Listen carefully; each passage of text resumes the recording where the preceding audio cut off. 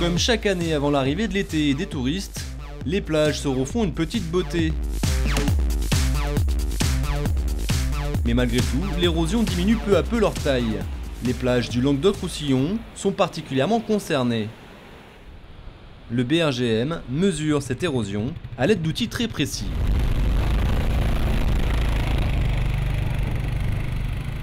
Là, on va faire des levées topographiques, c'est-à-dire qu'en fait, on relève un nuage de points des coordonnées de la plage de manière à reproduire la morphologie et de voir si justement la plage, là où elle s'est érodée, là où il y a eu des accumulations de sable, pour pouvoir comparer d'une date à une autre.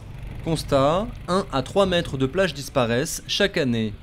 Alors globalement, on se retrouve à l'heure actuelle sur un déficit d'apport de sable qui est notamment lié au barrage sur les fleuves de la région. Donc plus de sable qui arrive et un sable qui se déplace vers le nord et qui finit par être entraîné au large et que l'on perd. Donc on a forcément ce recul des plages. De plus, le sable qui circule le long du littoral est piégé par différents aménagements comme les ports. Du coup, d'autres pièges à sable ont été rajoutés sur les plages pour pallier au manque et protéger les habitations. Des épis par exemple, des enrochements de plusieurs dizaines de mètres de long. Ici sur la commune de Frontignan, ces épis sont en cours de réaménagement. Un certain nombre d'épis avaient été réalisés et au départ le sable allait pratiquement au bout des épis. Et puis au fil du temps, les différentes tempêtes ont érodé l'ensemble du dispositif. Et aujourd'hui, on est en train de reconstituer effectivement ce dispositif avec la reprise des épis en enrochement et, dans un deuxième temps, du rechargement en sable. Donc ici, on voit bien là où l'eau est arrivée, c'est-à-dire jusqu'en haut du cordon. Et on voit bien les enjeux de la réhabilitation de ces épis qui permettront de redonner un peu d'air effectivement à la protection des habitations qui sont juste derrière. On est bien dans une zone qui est aujourd'hui dans une zone qu'on appelle à risque de submersion marine, c'est-à-dire qui peut être lors de tempêtes très importantes envahi par les eaux. Problème, ces épis pièges à sable amplifient l'érosion des plages suivantes et entraînent par la suite des travaux d'Hercule.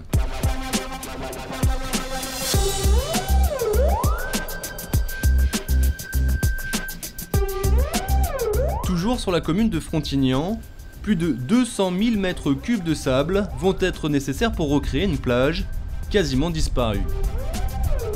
Alors ici, là, il y a les bateaux de Rod Nielsen qui nous amènent du sable. Et là, nous, on l'extrait dans des bassins de décantation pour ne pas polluer la mer, pour pas qu'il y ait des filtres, des particules en suspension dans la mer. Et après, on l'étale sur la plage. Objectif, reformer une plage d'environ 60 mètres de large. Mais pour combien de temps ? Là, on espère qu'on en a pour 10 à 20 ans avant d'être obligé de remettre du sable. Des travaux similaires ont été engagés sur 12 km entre Sète et Marseillan, avec en plus quelques expérimentations. Des digues sous-marines en géotextile remplies de sable pour réduire les effets de la houle, ou encore la mise en place d'un système de drainage sous la plage. Alors en fait, les drains, ce sont des tuyaux percés qui sont installés sous la plage à environ 2 mètres de profondeur. Et du fait que la nature est horreur du vide, ces tuyaux se remplissent d'eau, donc désaturent la partie qui est au-dessus de ces tuyaux, et l'eau ensuite circule dans ces drains et est collectée dans une station de refoulement, de relèvement, et des pompes évacuent cette eau.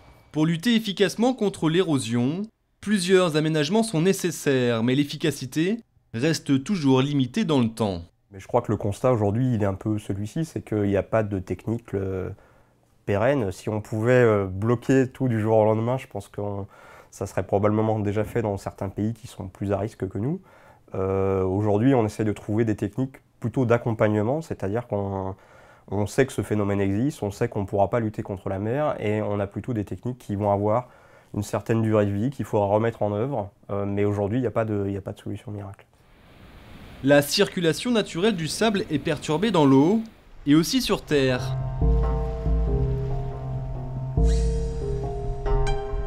L'urbanisation sur le cordon dunaire l'empêche de voyager.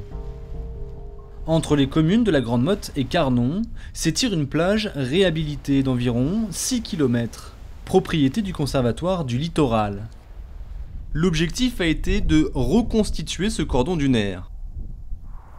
Alors nous sommes ici à l'endroit où il y avait une route départementale qui longeait les plages pour relier la commune de Carnon à celle de la Grande Motte.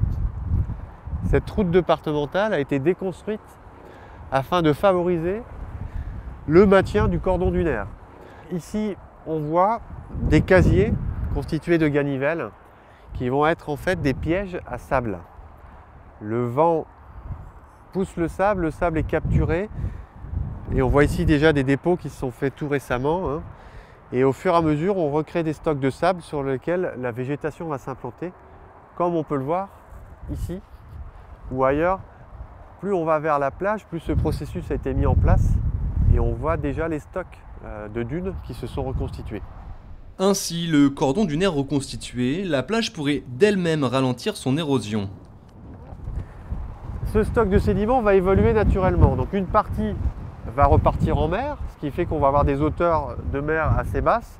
Une partie, en fonction des vents marins, va être réinjectée dans le site. L'homme essaie de recréer artificiellement ce que la nature faisait depuis des siècles et qui a été rompu par les aménagements. On va nous dire ceci coûte de l'argent, on remet du sable, le sable part à la mer, mais toutes les études qui ont été faites aujourd'hui démontrent que le bilan coût et avantage est tout à fait pertinent eu égard à ce qu'on peut faire en termes d'aménagement en dur.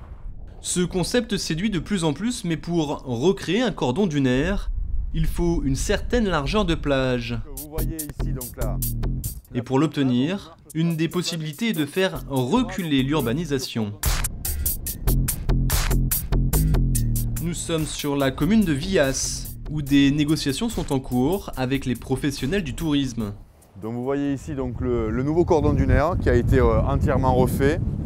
Ici donc là où nous sommes, il y aura donc une piste piétonne et une piste cyclable et vous voyez ici derrière les clôtures donc l'hôtellerie de plein air, donc ce qu'on appelle les campings avec les mobil-homes qui sont à la location en été, qui ont d'ores et déjà été relocalisés, qui se sont reculés sur la base donc, du recul stratégique, qui ont donc été relocalisés, qui ont reculé par rapport donc, à l'implantation du nouveau cordon dunaire.